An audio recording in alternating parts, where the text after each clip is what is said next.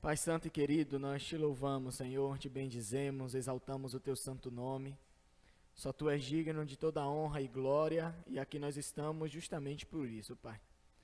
Para prestar culto ao Senhor, para te render todo o louvor que só ao Senhor é devido. Nós te louvamos, ó Pai, por este dia que se comemora o Dia dos Pais, e nós, como igreja, louvamos a Ti, Deus, nosso supremo Pai. Nosso Pai, nosso pastor, é o Senhor que cuida de nós, e nós te louvamos, Pai, pelo Teu cuidado, pela Tua soberania, te louvamos por quem Tu és. Que o Senhor seja engrandecido e glorificado nessa noite, através das nossas vidas, em nome de Jesus. Espírito Santo de Deus, que o Senhor continue, ó Pai, nos ministrando nessa noite, abrindo as nossas mentes e corações para compreender as verdades das Tuas Escrituras, ó Pai, em nome de Jesus. Nós te bendizemos e louvamos ao Teu santo nome. Que o Senhor continue trabalhando nas nossas vidas para a nossa santificação, sem a qual ninguém verá ao Senhor. Muito obrigado, ó Pai, por tudo que estamos fazendo aqui nessa noite e pela Tua presença no nosso meio. Nós te louvamos no nome de Jesus. Amém.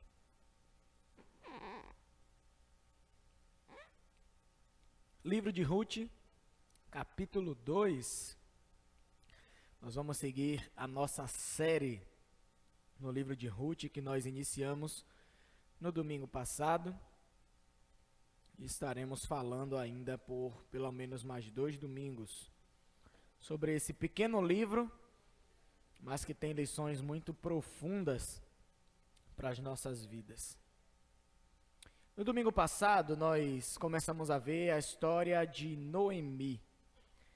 Noemi, ela era uma mulher do povo de Deus, e a palavra de Deus nos diz no capítulo 1 que houve fome, na terra de Belém, e era ali que Noemi morava com o seu marido e os seus filhos. E em busca de comida, eles saem de Belém e vão para uma terra de Moabe. Era uma terra onde vivia um povo que era inimigo do povo de Deus. Eles já tinham tido guerras.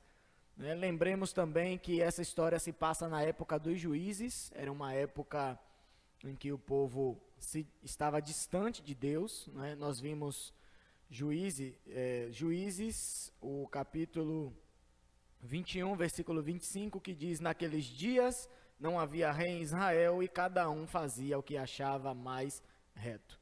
Foi justamente na época que Josué, ele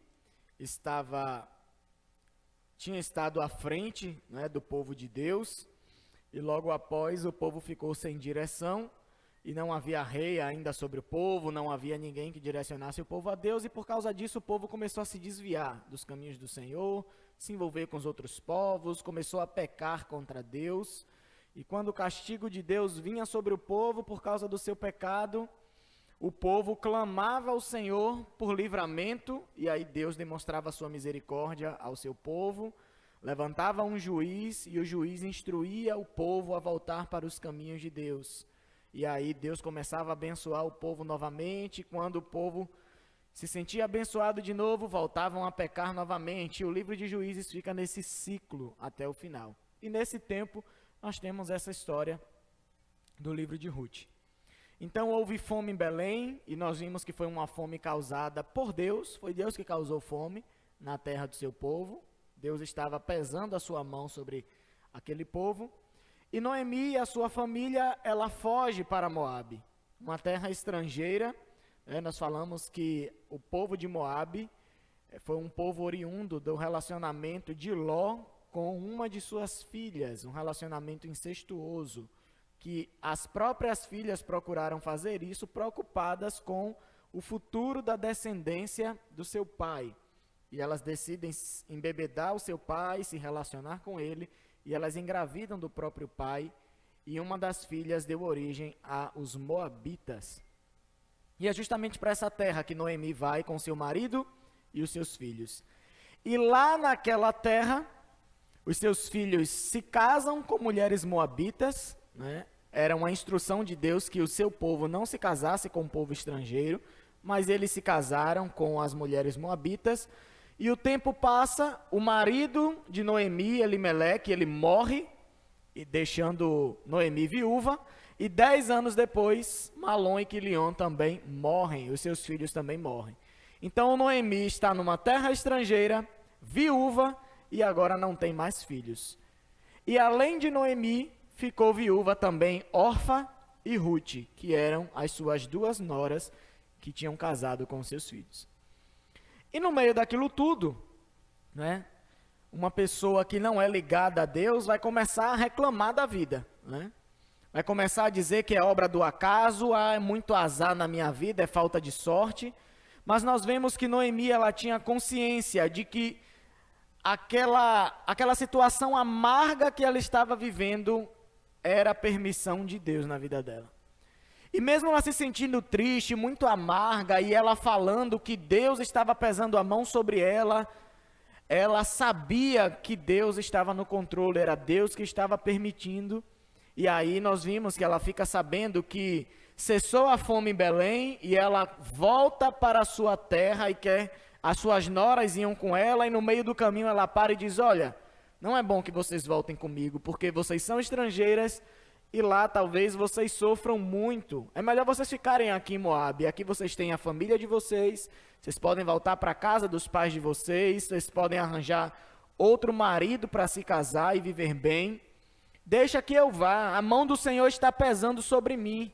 Não queira que ela pese sobre vocês também. Deixa que eu volto e sofro na minha terra, e lá eu vou voltar para os meus parentes, vou ver se ainda tem alguém que possa me socorrer.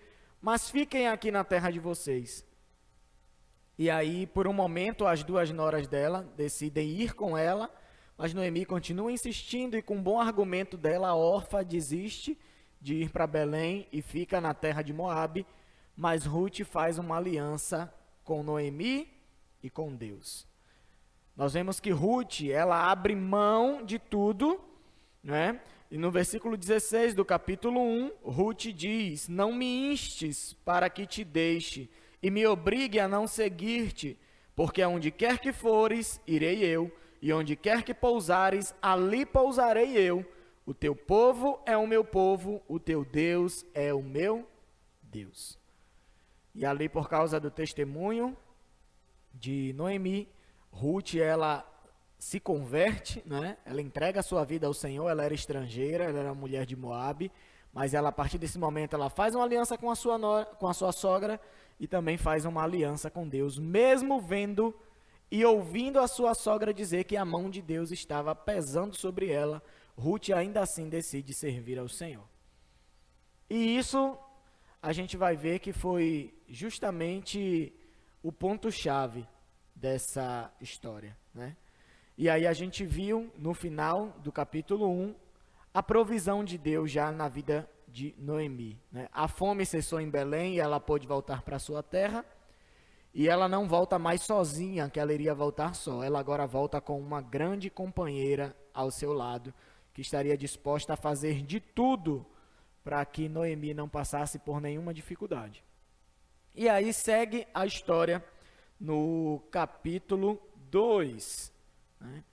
A gente, lembrem bem que a gente viu que que Noemi, ela tinha convicção da existência de um Deus que é soberano e está no controle da história.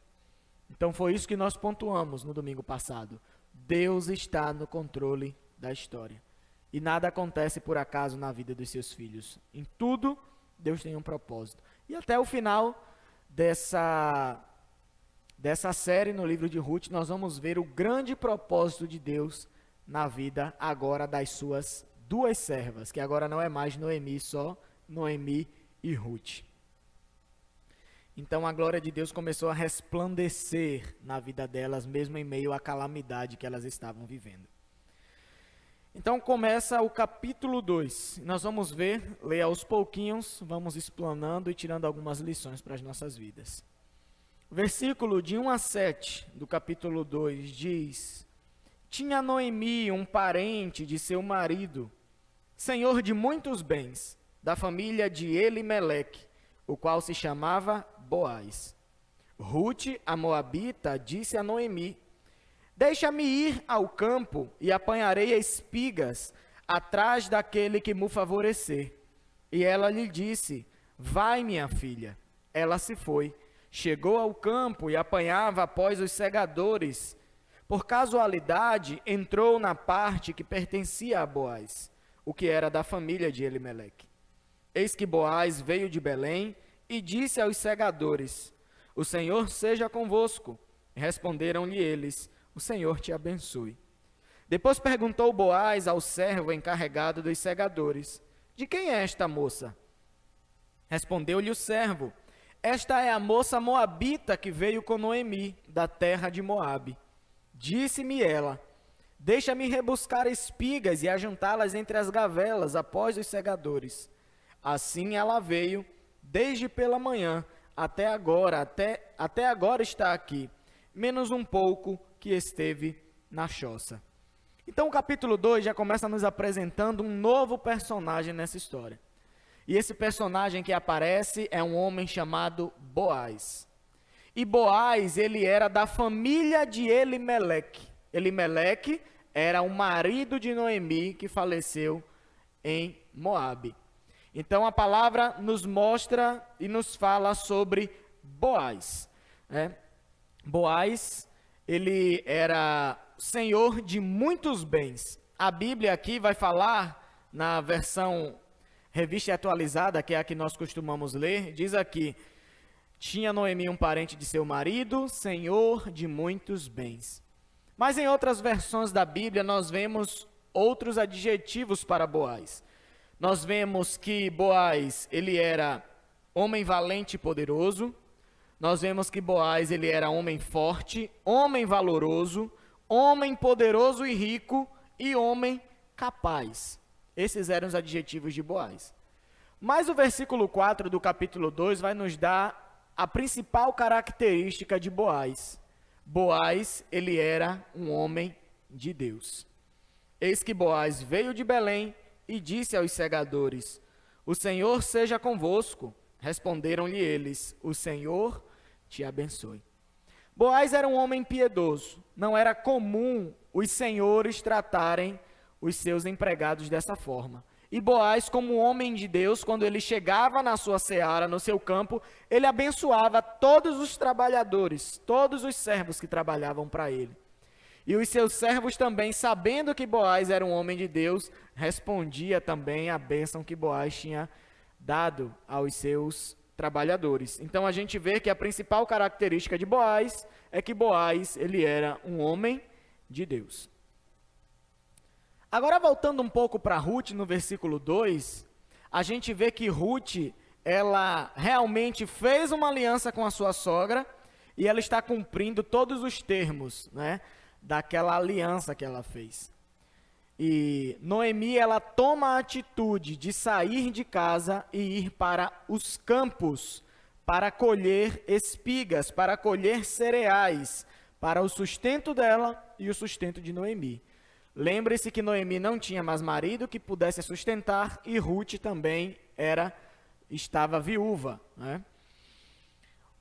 O bom da gente ver essas histórias é a gente conhecer o contexto cultural e histórico, né?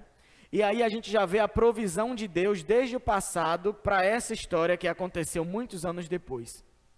As leis do Pentateuco impediam que o dono de um campo ele colhesse toda a sua área que pertencia a ele. Ele poderia colher, não é, a sua plantação, mas ele deveria deixar um canto do seu campo para que outras pessoas pudessem colher. E vamos lá em Levítico 19, essa é uma ordenança do Senhor, e veja o que é que o Senhor diz. Levítico 19, versículos 9 e 10. Quando também cegares a messe da tua terra, o canto do teu campo não cegarás totalmente, nem as espigas caídas colherás da tua messe. Não rebuscarás a tua vinha, nem colherás os bagos caídos da tua vinha. Deixá-los-ás ao pobre e ao estrangeiro. Eu sou o Senhor vosso Deus. o Senhor já pensava, né, nas pessoas que não tinham muitas condições naquele tempo. O Senhor pensava no pobre, no estrangeiro, na viúva, nas pessoas que eram desamparadas. Então o homem rico, que era dono da sua terra, ele colhia até uma certa parte. E o interessante é ver que mesmo quando os trabalhadores estavam colhendo as espigas, colhendo os cereais, se algo caísse no chão, eles não poderiam catar do chão para levar, eles tinham que deixar lá. E depois os empregados não podiam voltar para fazer uma varredura no campo para ver se ficou algo pelo caminho, para que eles guardassem. Porque esse alimento que caiu no chão era justamente para que depois viessem, né, os estrangeiros, viessem os pobres, viessem as viúvas, viessem os órfãos e catassem, né, esses cereais, essas espigas, né, de milho, do que quer que fosse que plantasse, da vinha, para que eles tivessem alimento também, ter como se sustentar. E Deus pensava em tudo, né? Deus pensa em todas as coisas. E Ruth agora em Noemi é beneficiada dessa lei de Deus. E Boaz, como homem de Deus, ele cumpria a palavra de Deus. Então Ruth, ela sai da sua casa para colher espigas, para colher uva, o que ela achasse no meio dos campos. E a palavra de Deus nos mostra no versículo 3 que, por casualidade, Ruth entra na parte que pertence a Boaz, que era da família de Elimeleque.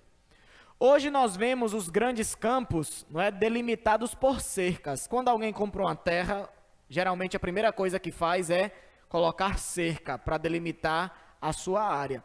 Naquele tempo não tinha isso não. Os campos eram separados por pedras. Às vezes pegavam pedras médias ou grandes e colocavam no chão para dividir. Então essas pessoas que estavam catando essas sobras lá da colheita, facilmente elas entravam num campo e terminavam no campo de outra pessoa, porque não tinha algo que barrasse ela para que ela não entrasse no campo de outro. Então Ruth começou no campo de alguém e a palavra chama de casualidade, é o que nós costumamos chamar de coincidência. E nós sabemos que com o nosso Deus não existe coincidência. E talvez o autor colocou justamente essa palavra aí para dar um estalo na nossa cabeça. Como é que Ruth, por coincidência, por casualidade, entra nas terras de Boaz, se com Deus não existe isso? Então é para fazer a gente pensar um pouco que isso já estava fazendo parte também da providência de Deus na vida daquelas duas mulheres que estavam sofrendo muito pelas perdas que elas tinham tido. E Ruth, ela entra nessa terra para colher, né, as espigas, os cereais que ela encontra no chão. E aí Boaz aparece. Boaz vai olhar a sua terra, ele vê tudo o que está acontecendo, fala com seus servos, e ele percebe a presença de alguém diferente ali no seu campo. E ele chama os seus funcionários e pergunta, né, de quem é esta moça? Né? E Ruth ela era uma mulher formosa, ela era uma mulher bonita, de boa aparência. E Boaz vê que ela não é nenhuma de seus funcionários. E Boaz chama os seus funcionários e pergunta, de quem é essa moça? E responde o servo, esta é a moça moabita que veio com Noemi da terra de Moabe. E a gente vê aqui uma característica grande de Ruth. Né? Primeiro, Ruth ela não era preguiçosa, Ruth ela tomava decisões, não é? Ela mesma decidiu ir para os campos, colher as espigas, os cereais, o que quer que ela encontrasse, para o sustento dela e de sua sogra. Não foi Noemi que pediu para Ruth ir fazer isso, a própria Ruth falou, eu vou, né, colher os cereais, as espigas, o que eu achar no caminho para trazer, para servir de sustento para a gente. E uma outra coisa que a gente vê aqui em Ruth, é que Ruth ela é humilde. A gente vê isso no verso 7. Mesmo existindo uma lei de Deus que permitisse que ela acolhesse aquilo que ela estava fazendo, ela perde permissão aos servos de Boaz. Isso demonstra a humildade de Ruth. a simplicidade dela. Porque o próprio empregado de Boaz diz: disse-me ela, deixa-me rebuscar espigas e ajuntá-la entre as gavelas após os segadores. As gavelas são aqueles feixes de espiga, né, que eles iam colhendo e fazendo aquele feixe, depois eles carregavam e levavam para o celeiro. Então Ruth pediu permissão, e os segadores são os ceifeiros, né, os trabalhadores que estão ali colhendo os cereais, as espigas, o que quer que fosse. E ela pede permissão. E além disso, ela era uma mulher persistente, muito trabalhadora, porque o empregado fala, ela está aqui desde manhã cedo, e até agora ela continua aí. Agora que ela parou ali um pouquinho na choça, né, na cabaninha ali de palha, para descansar um pouco, mas desde cedo ela está aí, colhendo, né, junto com a gente aí, o que fica no chão, o que não serve para a gente, ela está aqui colhendo. Então a gente vê algumas dessas características de Ruth. E o interessante é ver a providência de Deus continua agindo na vida dela, né? Foi por pura providência de Deus que Ruth, ela colhendo, ela entra no campo justamente de Boaz. E aqui no capítulo 2 já começa falando quem é Boaz, né, pra gente, mas Ruth não sabia quem era aquele homem. Noemi provavelmente nem se lembrava quem era Boaz. E posteriormente Noemi vai explicar, vai falar a Ruth quem era Boaz.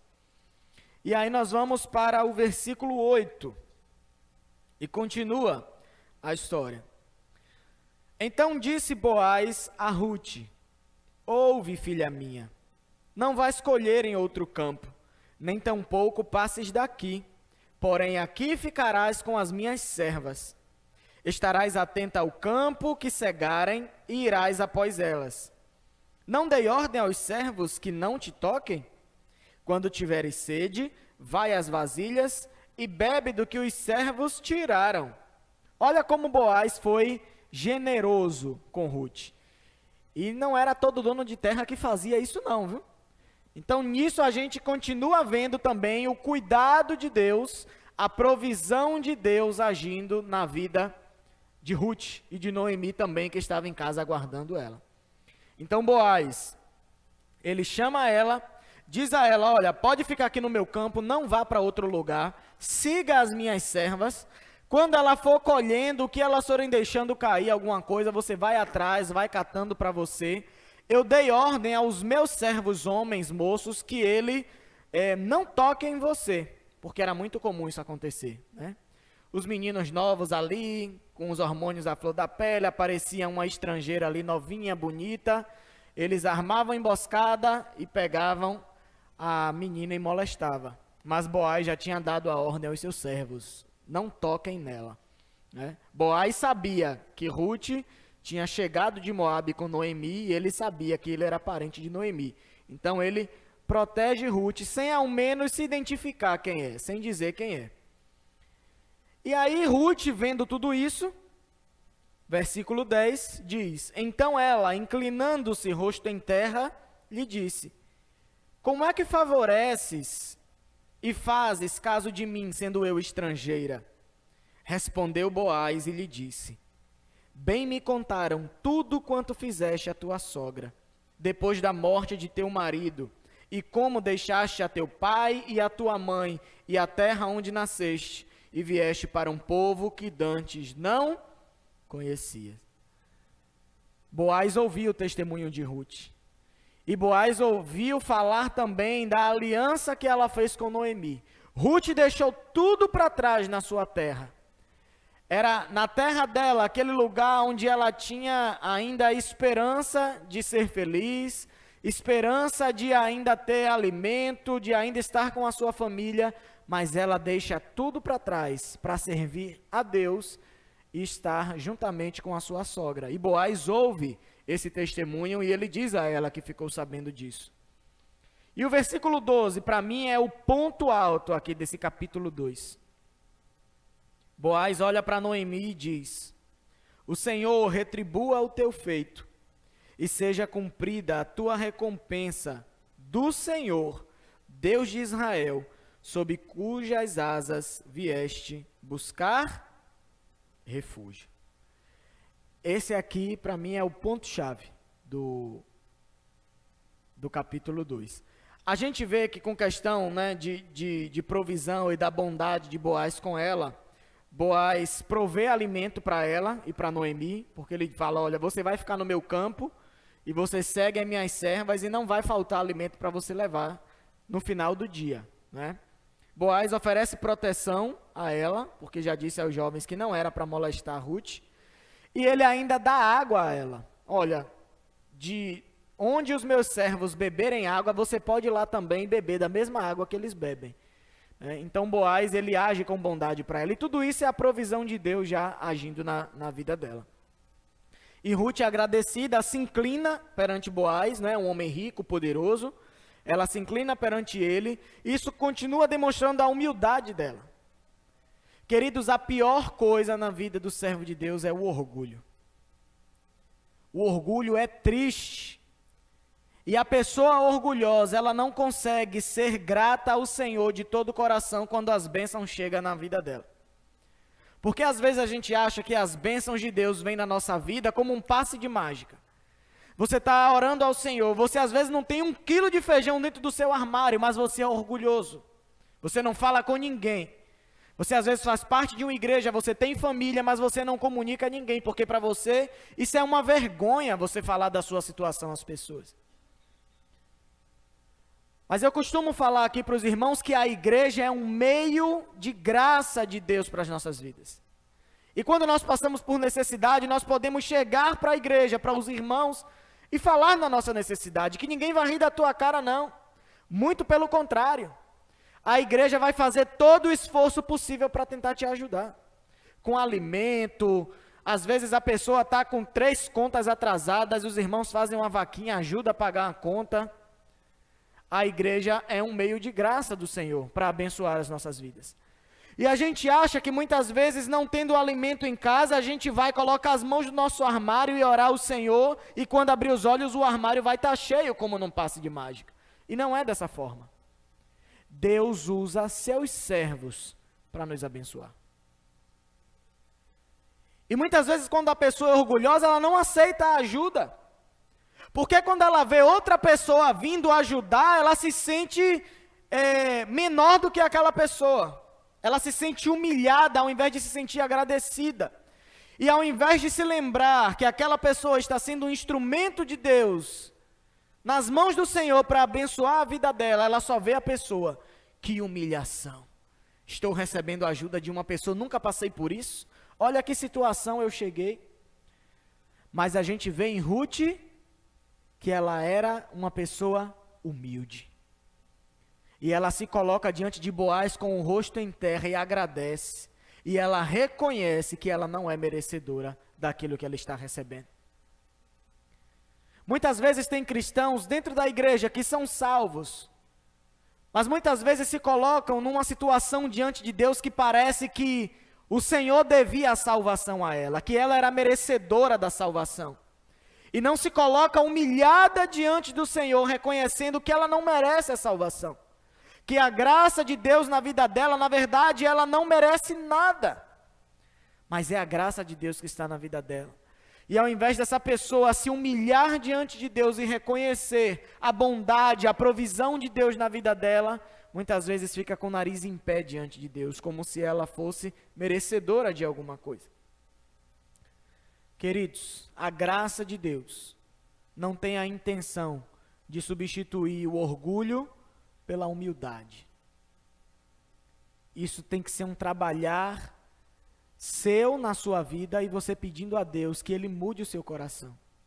Mas a graça do Senhor, ela tem a intenção de substituir a tristeza pela alegria. E muitas vezes o orgulhoso, quando recebe da graça de Deus na sua vida, não consegue estar totalmente contente, porque ele se acha num estado de humilhação, de estar recebendo ajuda do próprio Deus, através de um irmão que está ajudando. Vamos olhar para o nosso coração. Como é que nós estamos nos comportando diante de Deus e da sua graça sobre as nossas vidas? Como é que nós estamos nos comportando com os nossos irmãos? Será que nós estamos nos achando superiores? Será que a gente acha que é uma humilhação pedir ajuda à igreja? A recorrer aos irmãos para pedir uma ajuda? Isso não é vergonha nenhuma, queridos. A igreja é um meio de graça para abençoar os filhos de Deus. E muitas vezes até aqueles que não são filhos são abençoados. E muitas vezes aqueles que não conhecem ao Senhor são mais humildes do que os próprios cristãos. Quantas vezes a gente, como igreja, vai abençoar uma família que nem conhece ao Senhor e a família abre um sorriso de orelha a orelha. Vocês vieram no momento certo. Várias vezes, querido, eu trabalhava nessa área na igreja da Pituba, de sair distribuindo as cestas básicas com os irmãos. E quando muitas famílias que nem conheciam ao Senhor recebiam, abriam um sorriso e elas olhavam para o céu e agradeciam a Deus. Vocês chegaram na hora certa, vocês não sabem, eu não tenho nada no meu armário. Eu estava aqui sem saber o que fazer para os meus filhos para comer. Eu estava buscando ajuda de um e de outro. E a provisão de Deus chegou através de vocês. E às vezes a gente vai abençoar um servo de Deus e a pessoa com o coração orgulhoso mal agradece. Mas às vezes se sente com vergonha de estar recebendo uma ajuda. Isso aconteceu com a minha família durante alguns anos atrás, há muitos anos. Eu tinha, na época, uns 14 anos de idade. Meus pais, aos 10 anos, minha mãe abriu um restaurante. Minha mãe sempre gostou de cozinhar, ela trabalhou em restaurante em Recife desde os 14 anos, em uma churrascaria muito grande em Recife. Era uma das maiores churrascarias de Recife, e ela trabalhou com minha avó nessa churrascaria, né? Minha avó trabalhava, não tinha com quem deixar minha mãe, levava minha mãe para trabalhar, e minha mãe começou a aprender ali desde nova, a trabalhar no restaurante. E minha mãe sempre quis ter um restaurante. Surgiu a oportunidade de minha mãe ter um restaurante, e aí meu pai foi, comprou o restaurante, comprou todas as coisas que tinham, e foi a melhor fase financeiramente na nossa vida. Foi uma fase excelente. Eu estudava na melhor escola do bairro, meu irmão também, não faltava nada, meu pai comprou carro, era um restaurante mais movimentado de Pernambués, ali na região da rodoviária. Os taxistas iam almoçar lá, pessoal do shopping, do macro, tem de tudo, vinha gente de todo lugar, porque a comida era diferenciada, né? O nome era Restaurante Gospel. Não vendia bebida alcoólica, nada disso. E era um restaurante mais cheio.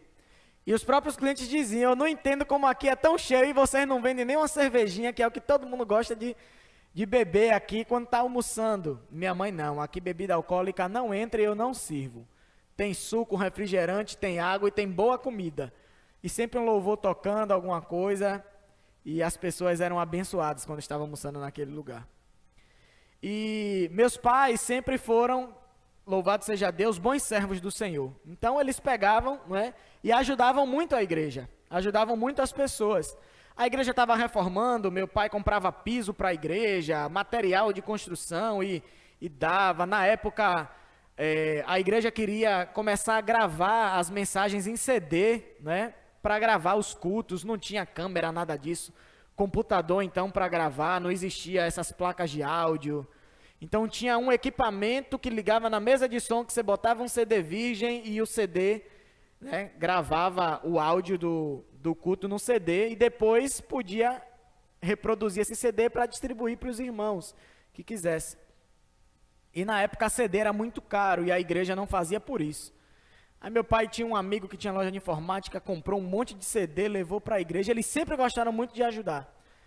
Dar cesta básica, alimento e tal. E teve um tempo que meus pais perceberam que o restaurante estava tomando muito tempo na vida deles. E eles não estavam tendo tempo de trabalhar para o Senhor, que era o que eles sempre gostavam. E minha mãe decidiu fechar o restaurante. No auge do sucesso do restaurante, minha mãe disse, importa mais servir ao Senhor. Eu não estou vendo também meus filhos crescerem, né? Contrataram uma babá para a gente que ficava em casa, que fazia café, fazia comida e isso, e só ia embora de noite. E minha mãe passava o dia todo no restaurante. E ela decidiu fechar. Aí veio um momento difícil na vida da gente, né? As coisas começaram a apertar, só tinha o trabalho do meu pai, né? Que meu pai trabalhava na empresa que eu trabalho hoje. E só tinha o salário dele agora. E as coisas começaram a apertar, da gente passar dificuldade mesmo dentro de casa. E a gente congregava numa igreja aqui em Lauro de Freitas na época. Era de Pernambués para Lauro de Freitas. E chegou ao ponto de não ter alimento em casa, e meu pai não ter dinheiro para comprar nada.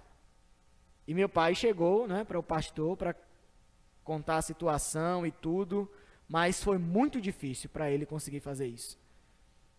E ali já era Deus trabalhando, quebrando o orgulho, né, porque eles estavam acostumados só em dar, mas não sabiam receber de Deus.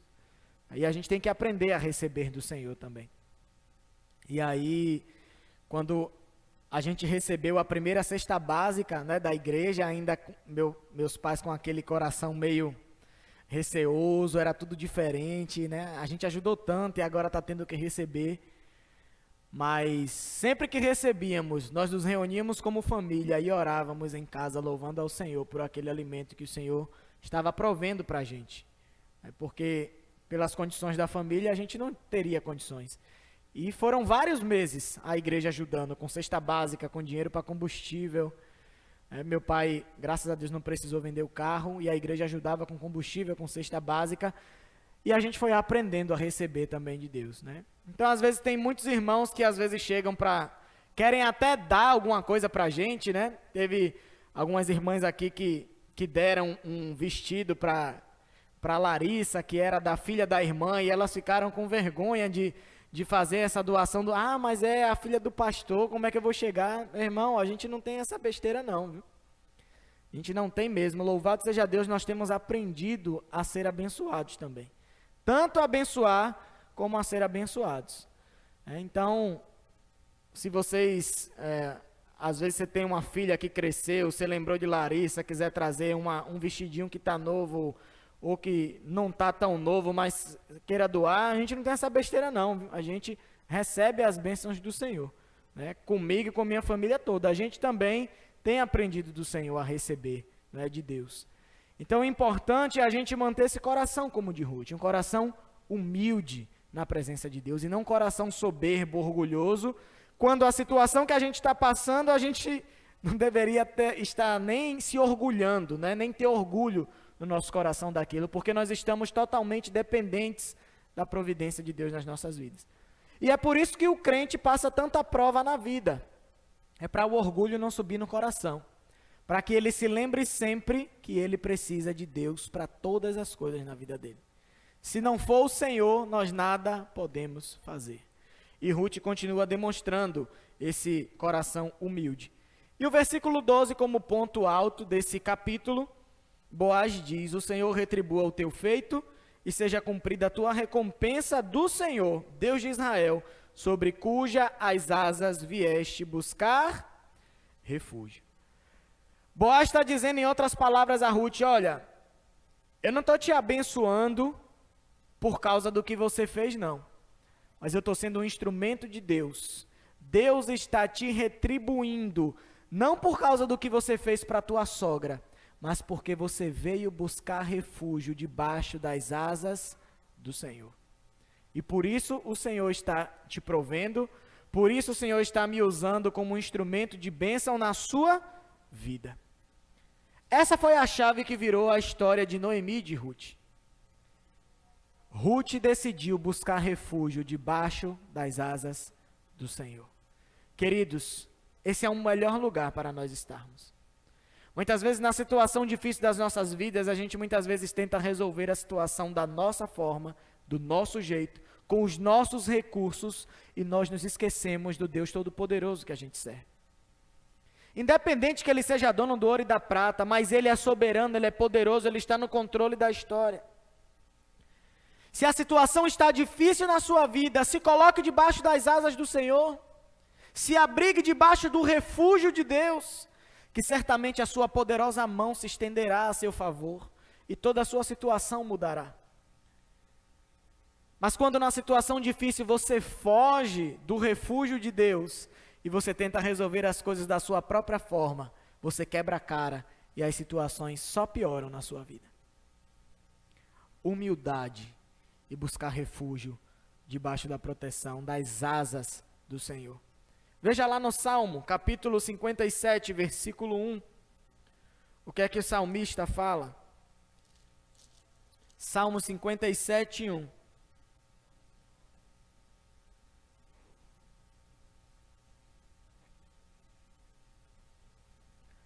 Tem misericórdia de mim, ó Deus.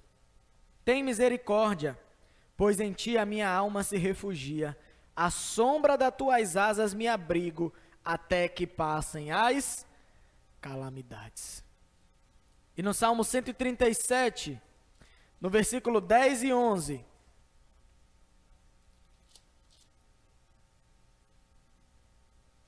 Não é o 137 não.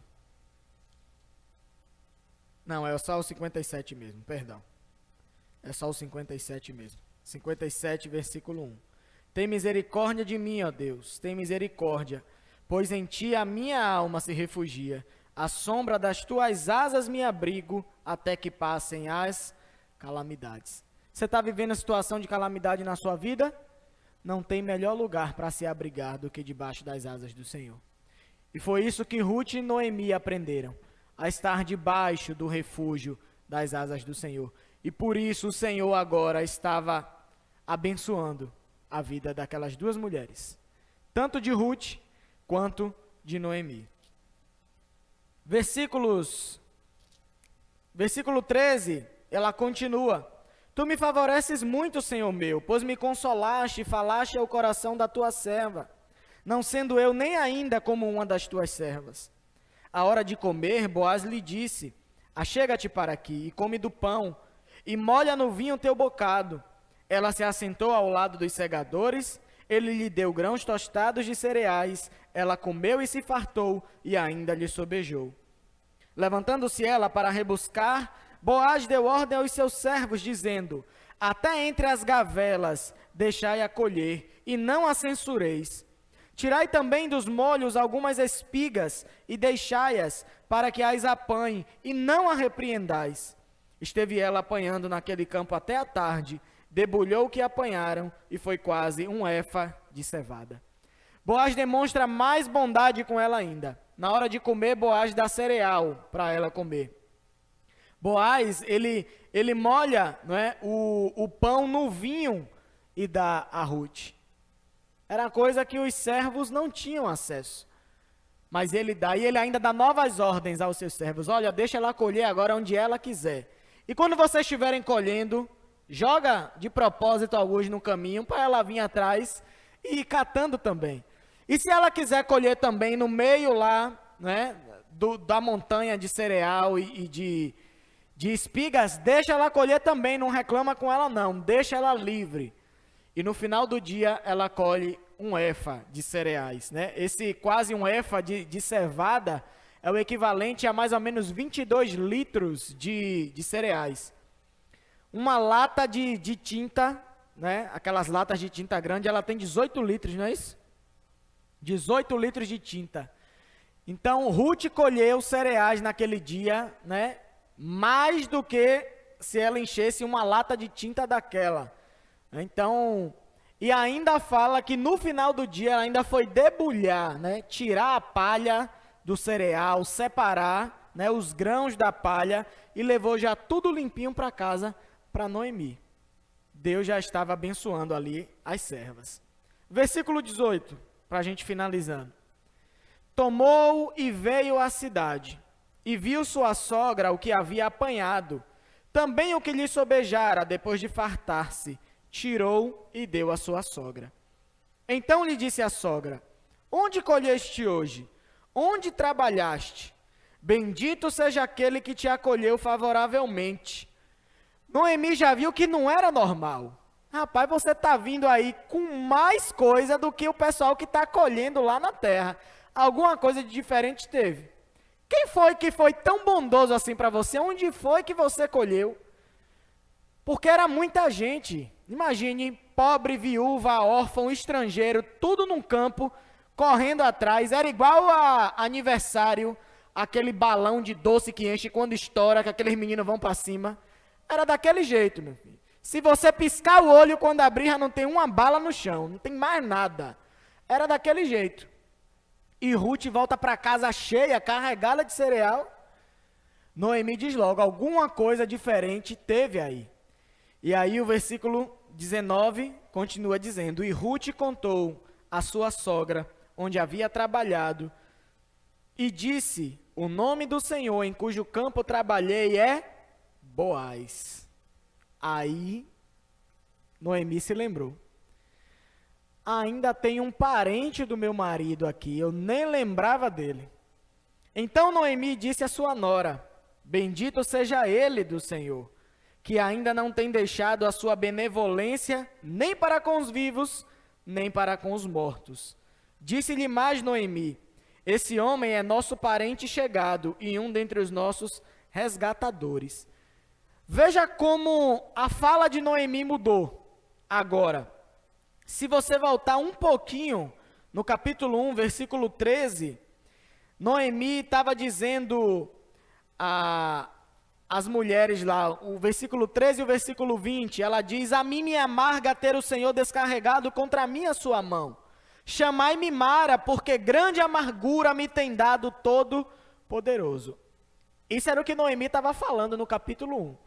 Agora, no capítulo 2, ela já está vendo Deus provendo as coisas para ela, e ela já muda, e ela já bendiz o nome do Senhor. Bendito seja ele do Senhor, que ainda não tem deixado a sua benevolência nem para com os vivos, nem para com os mortos. Noemi, ela agradece a Deus, pede a Deus que abençoe Boaz, que foi bondoso, e ela fala que Deus tem sido benevolente ainda com ela, com Ruth e com Noemi, que ainda estão vivas. E disse-lhe mais, Noemi: esse homem é nosso parente chegado, e um dentre os nossos resgatadores. Existia essa figura, do parente resgatador naquele tempo. E Boaz, ele era esse parente. O parente resgatador era uma pessoa da família que geralmente ajudava os seus parentes a não perderem a posse de suas terras. Deus tinha dado a terra ao povo e na lei do Senhor era proibido que você vendesse sua terra para outra pessoa. Você não podia se desfazer da sua terra. Se você estivesse passando dificuldade e precisasse de dinheiro, o que você podia fazer era arrendar a sua terra. Você pegava um empréstimo com alguém, deixava que a pessoa usasse sua terra para plantar e com a colheita, a pessoa, você colheria, pagaria a pessoa o que você pegou emprestado e pegaria a posse da sua terra de volta. Só que algumas pessoas não conseguiam colher o suficiente, continuavam devendo às pessoas e o parente resgatador que vinha ajudar. Para o povo de Deus não perder a posse de suas terras, o parente resgatador vinha e ajudava a pessoa financeiramente a pagar a dívida para não perder a posse da terra.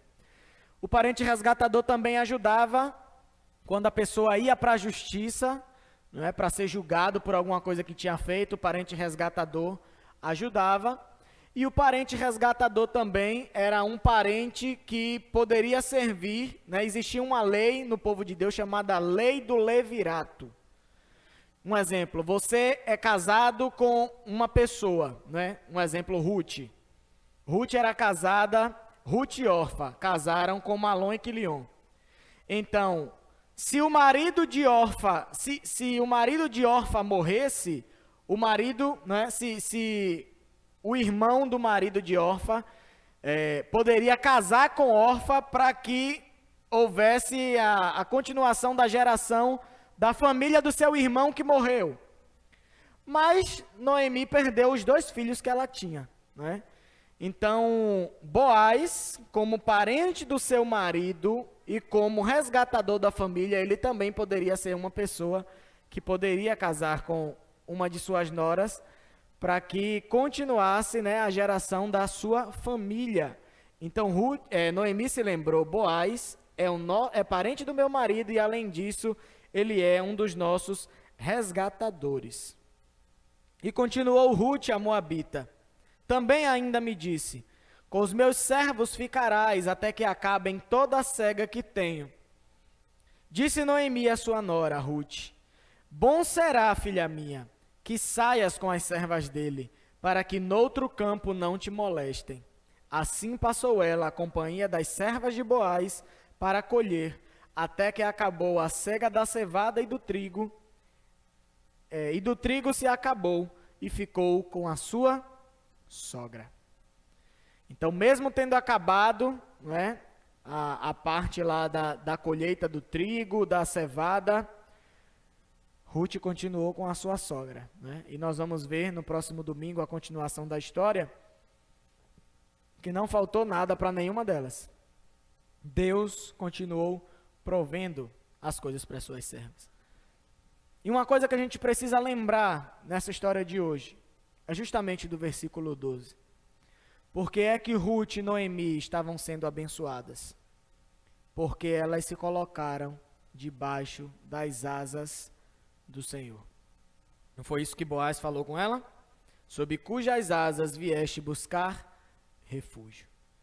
Bendito é aquele, querido, que se refugia debaixo das asas do Senhor. Não tem lugar mais seguro para nós estarmos do que debaixo das asas do nosso Deus. É ali que nós precisamos ficar. E Noemi, que antes estava angustiada, agora ela louva a bondade do Senhor, e a benevolência de Deus não se afastou, nem dela, nem de Ruth. Agora a luz de Deus rompeu com brilho suficiente no meio daquela escuridão que Noemi estava vivendo, e agora ela estava vendo que Deus realmente está no controle da história, e Deus continua olhando para ela, que é sua serva, e para Ruth, porque elas buscaram refúgio debaixo das asas do Senhor. Elas voltaram para a terra do povo de Deus, e Ruth decidiu fazer uma aliança com o Senhor. O teu povo será o teu povo, e o meu Deus será o meu Deus. Não tem lugar melhor, queridos, para nos abrigar do que debaixo das asas do Senhor. É ali que nós encontramos refúgio, é ali que nós encontramos segurança, é ali que nós encontramos socorro de Deus, na hora da tribulação, na hora da angústia. E aí a gente vê Deus provendo mais na vida delas. E aqui a gente vê, Deus pôs fim à fome e abriu caminho para que Noemi e Ruth voltassem para Belém. Deus deu a Noemi uma nora fiel e dedicada que se tornou companheira e serva do Deus Altíssimo.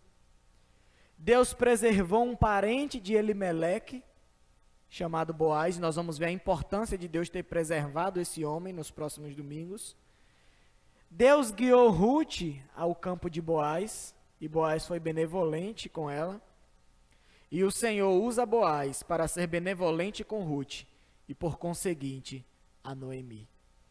Quando você estiver vivendo um momento de angústia na sua vida, não coloque os seus olhos na situação, coloque os seus olhos em Deus. Para você ver que mesmo no momento difícil, Deus está provendo escape para você.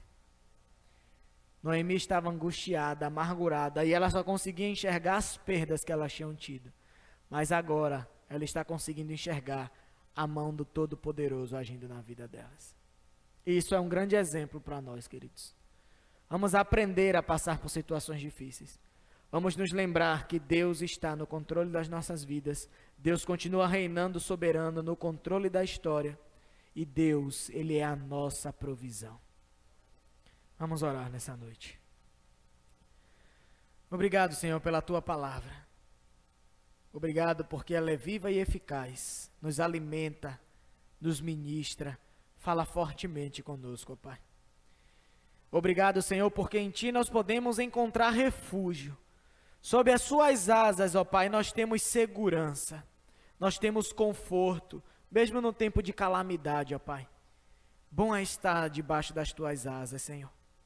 Nos ensine, ó Pai, a deixar para trás todo o orgulho do nosso coração.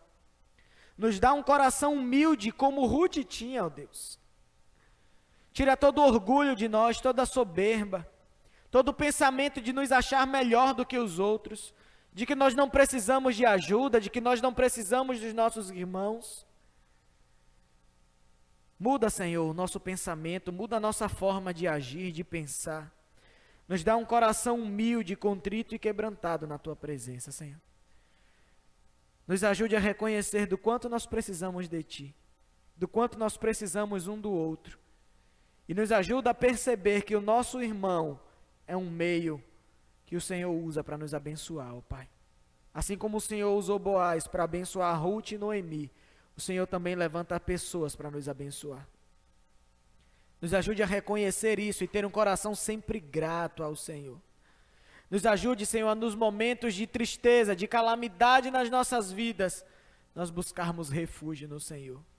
Não nos afundar na amargura, na tristeza, na depressão, na ansiedade, mas voltarmos os nossos olhos para o Senhor, crendo que Tu és um Deus poderoso que está no controle das nossas vidas e que tudo o que acontece nas nossas vidas, o Senhor tem um propósito. Ainda que nós não entendamos na hora, Senhor, mas futuramente nós vamos ver o Teu propósito nas nossas vidas. Nos ensina, Senhor. Continua falando conosco, ó Pai, de maneira poderosa. No nome de Jesus é o que eu te peço nessa noite. Espírito Santo de Deus, continua nos ministrando, aplicando essa palavra nos nossos corações, nas nossas vidas, para a glória do Teu nome. Amém. Louvado seja Deus.